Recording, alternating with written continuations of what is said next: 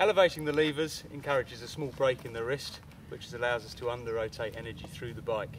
When we come to reaching an obstacle, that under-rotation will allow for smooth progression down the trail.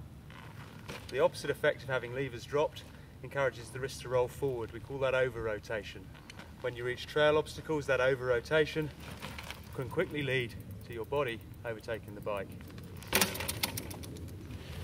That's also reflected in the heel position. By dropping the heels, we drive the bike through the section.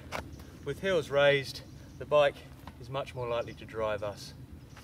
If your core position is correct on the bike, there's no need, when crossing obstacles such as this, to yank on the bars, drive a bunny hop, or any other such technique. We can simply roll through the section using good energy management, good body position, footwork and looking.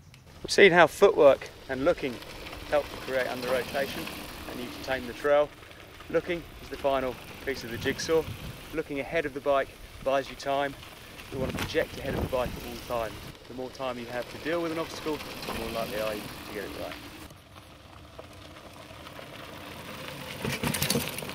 The natural progression from just rolling obstacles is to use good energy management, footwork, looking and body position to create a light front end to the bike, maybe even get a little bit of front wheel lift. We don't yank on the bars, we push energy through the bike.